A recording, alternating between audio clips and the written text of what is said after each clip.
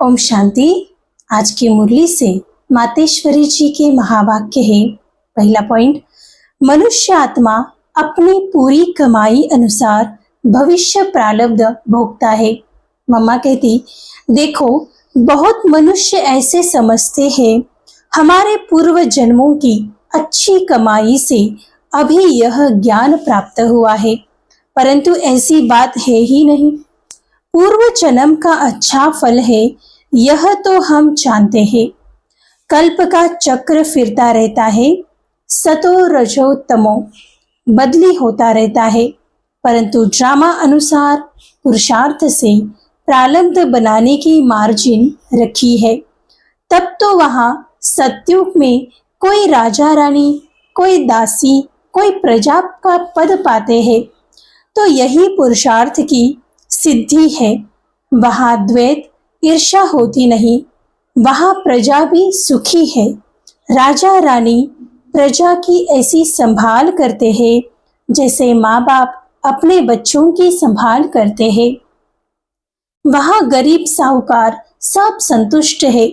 इस एक जन्म के पुरुषार्थ से 21 जन्म पीढ़ी के लिए सुख भोगेंगे। यह है अविनाशी कमाई, जो इस अविनाशी कमाई में अविनाशी ज्ञान से अविनाशी पद मिलता है। अभी हम सत्युगी दुनिया में जा रहे हैं।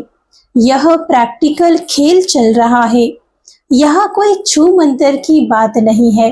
दूसरा पॉइंट, गुरु मत, शास्त्रों की मत, कोई परमात्मा की मत नहीं। मम्मा कहती कि परमात्मा कहते हैं बच्चे, यह गुरु मत, शास्त्र मत कोई मेरी मत नहीं है। यह तो सिर्फ मेरे नाम की मत देते हैं, परंतु मेरी मत तो मैं जानता हूँ।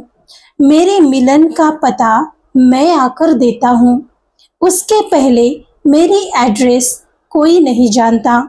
गीता में भले भगवान वाच है, परंतु गीता भी मनुष्यों ने बनाई है।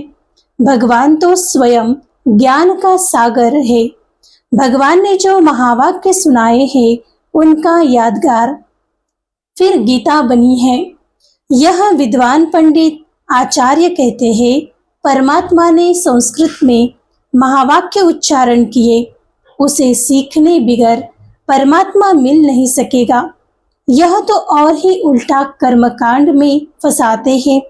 वेद शास्त्र पढ़ आकर सीढ़ी चढ़ जावे तो फिर उतना ही उतरना पड़े, अर्थात उनको भुलाए एक परमात्मा से बुद्धि योग जोड़ना पड़े, क्योंकि परमात्मा साफ कहता है इन कर्मकांड वेद शास्त्र पढ़ने से मेरी प्राप्ति नहीं होती है। देखो ध्रुव प्रहलाद मीरा ने क्या शास्त्र पढ़ा? बाबा कहते कि ध्रुव प्रहलाद मीरा ने क्या शास्त्र पढ़ा? यहाँ तो पढ़ा हुआ भी सब भूलना पड़ता है। जैसे अर्जुन ने पढ़ा था तो उनको भी भूलना पड़ा। भगवान ने साफ महावाक्य है। बाबा कहते हैं कि भगवान के साफ महावाक्य है, श्वासोश्वास मुझे याद करो, इसमें कुछ भी करने की जरूरत नहीं है। जब तक यह ज्ञान नहीं है तो भक्ति मार्ग चलता है, परंतु ज्ञान का दीपक जग जाता है तो कर्मकांड ही छूट जाता है। क्योंकि कर्मकांड करते करते अगर शरीर छूट जावे तो फायदा ही क्या मिला? प्रारब्ध तो बनी नहीं। कर्म बंधन के हिसाब किताब से तो मुक्ति नहीं मिली।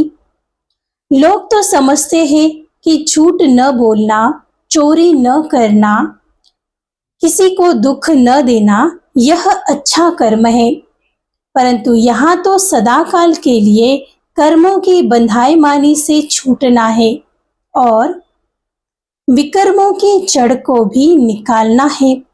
हम तो अब चाहते हैं ऐसा बीज डाले जिसमें अच्छे कर्मों का झाड़ निकले। इसीलिए मनुष्य जीवन के कार्य को जान श्रेष्ठ कर्म करना है। अच्छा, ओम शांति।